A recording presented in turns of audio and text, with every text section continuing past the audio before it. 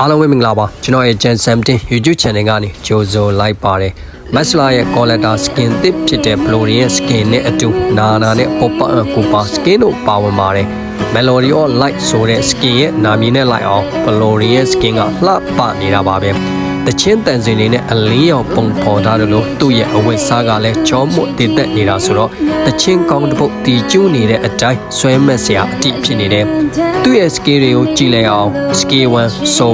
starlight pass အလင်းနဲ့ပြစ်လို့ပြီးတော့ enemy ကို damage ပေးတာပါတန်စင်တွေတီကျူးထားတဲ့အတိုင်းအနီးမှာရှိတဲ့ teammate တွေကိုသွေးပြန်တက်စေပါတယ် skill 2 sprout Aurora Guardian BB scale ထိထားတဲ့ enemy နဲ့အနီးက enemy တွေကို stand ပေးတာမို့ battle တိုင်းမှာ vision အသာရစေမှာဖြစ်ပါတယ် scale 3 bloom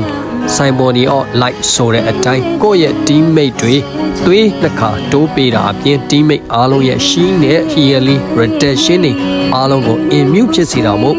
mobile legend map တစ်ခုလုံးတာယာတဲ့လေညင်းလေးကခုန်သွားတယ်လို့ battery အသာစီးရစေမှာဖြစ်ပါတယ်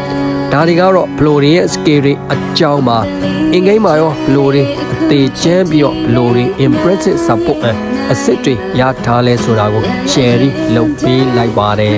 ။ Gateway မှာကြိုက်ပါတယ်ဆိုတဲ့သူတွေအတွက်ကျွန်တော်ရဲ့ subscriber တွေအတွက်သတင်းကောင်းလေးတစ်ခုပြောစရာရှိပါတယ်။ဒီဗီဒီယိုကနေစပြီးတော့ကျွန်တော်ရဲ့ subscriber တွေအတွက်ဗီဒီယိုတင်ပြီးတစ်ပတ်အတွင်း view 1000ပြည့်ခဲ့ရင် view 1000ပြည့်ခဲ့တိုင်း weekly pass တစ်ပတ်စာအမြဲတမ်း Gateway ပေးသွားမှာဖြစ်ပါတယ်။ဒီဗီဒီယိုကနေလဲ Starlight ကနှစ်ကက် giveaway ပေးဖို့ view 1000 challenge ခေါ်ထားပါသေးတယ်အဲ့ဒီတော့ကျွန်တော်ရဲ့ဗီဒီယိုတင်ပြီးတစ်ပတ်အတွင်း view 1000ပြည့်ခဲ့မယ်ဆိုရင် weekly pass တစ်ပတ်စာအမြဲတမ်း giveaway ပေးသွားမှာဖြစ်ပါတယ်အဲ့ဒီတော့အားလုံးပဲဘေးကင်းကျန်းမာပြီးတော့ကန်ထူးကန်ကောင်းသောနေ့လေးပိုင်ဆိုင်ရရှိနိုင်ကြပါစေ